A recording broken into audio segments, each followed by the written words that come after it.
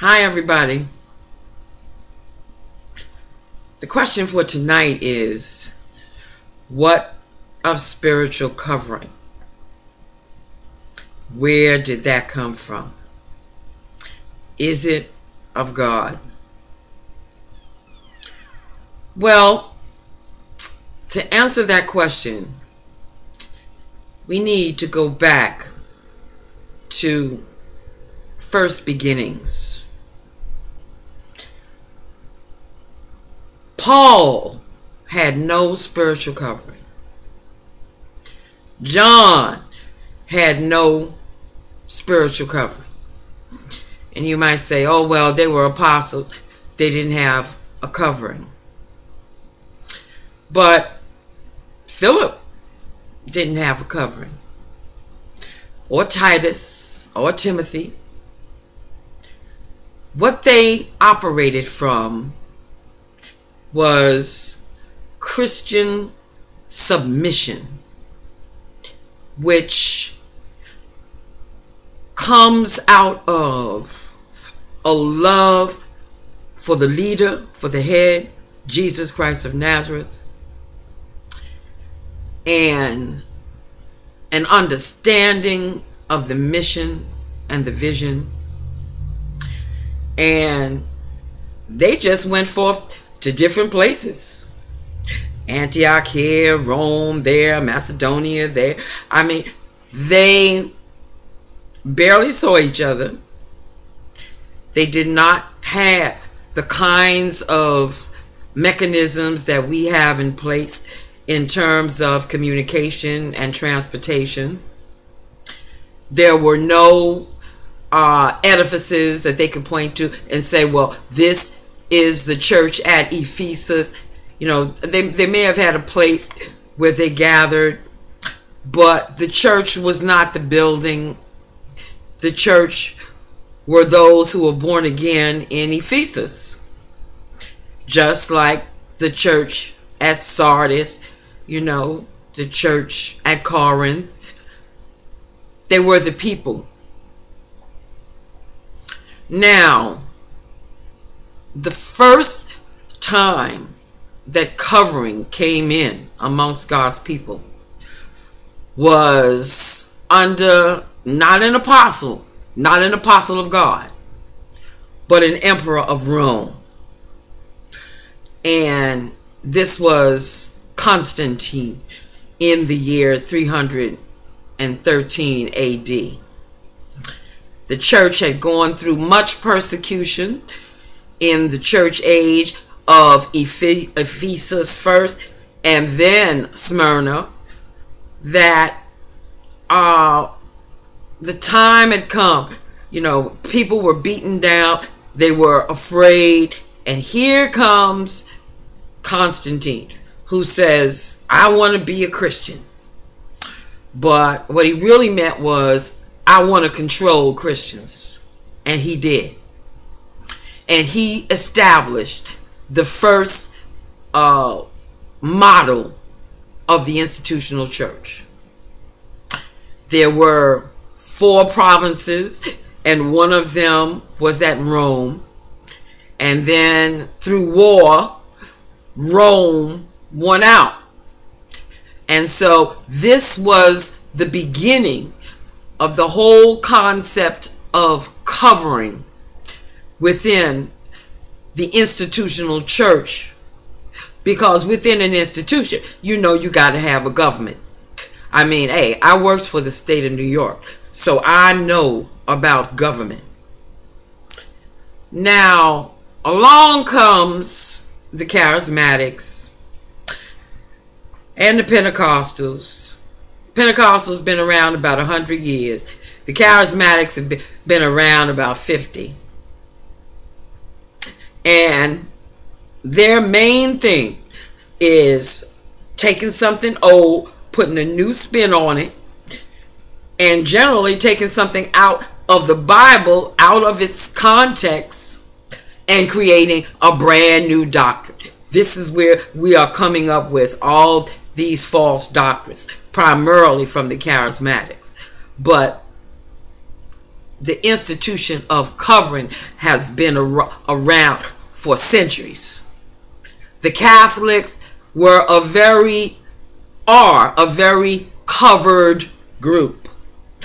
I don't know that much about them, but I was in a denomination that was built on the framework of the Catholics.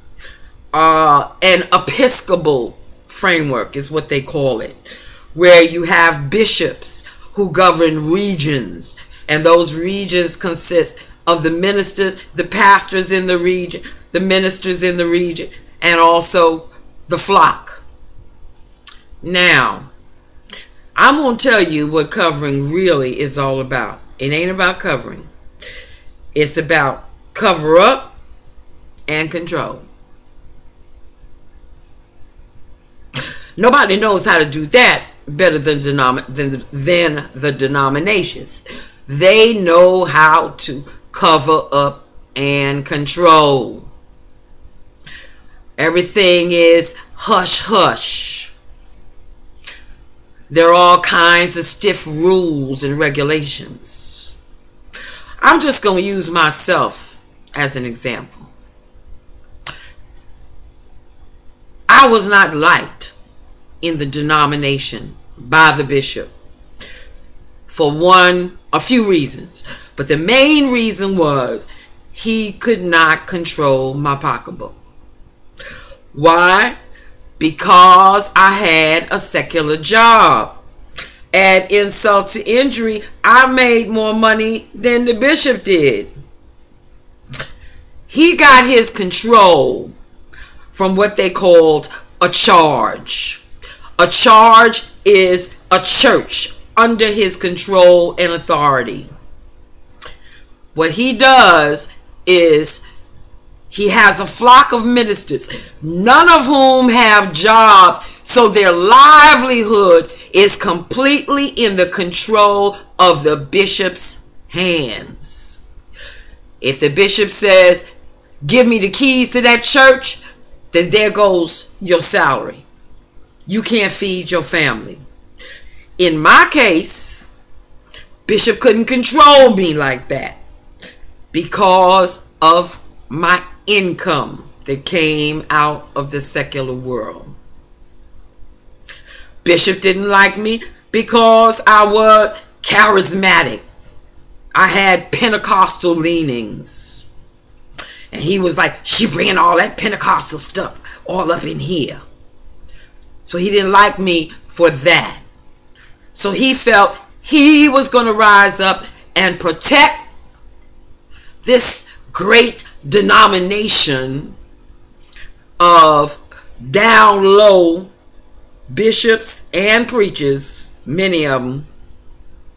He was going to protect this wonderful denomination from me.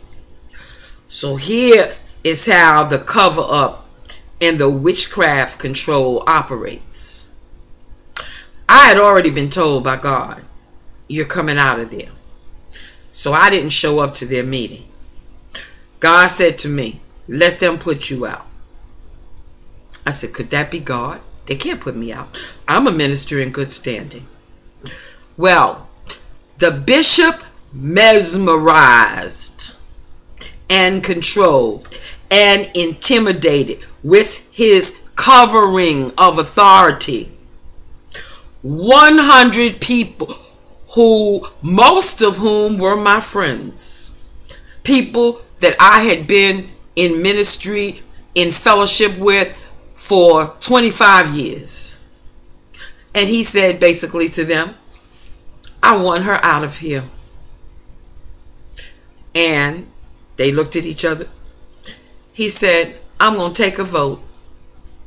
Somebody give me a motion. One of the puppets jumped up and said, I move that we remove Reverend Sheppard from the rolls. He said, can I get an amen? They all said, aye. Amen, Bishop. Amen. My name was taken off the rolls. That's covering. Then I come back 3 years later. Brand new bishop. He's in love with me and my ministry, and he's ready to put me in. He's ready to establish me once again, establish me in ways that I did not even dream of. All he would have to do is mesmerize them same folk, get them to say, amen, and then he just bring me right on back in. Y'all, that's covering. It's witchcraft. It's of the devil. Stay away from it.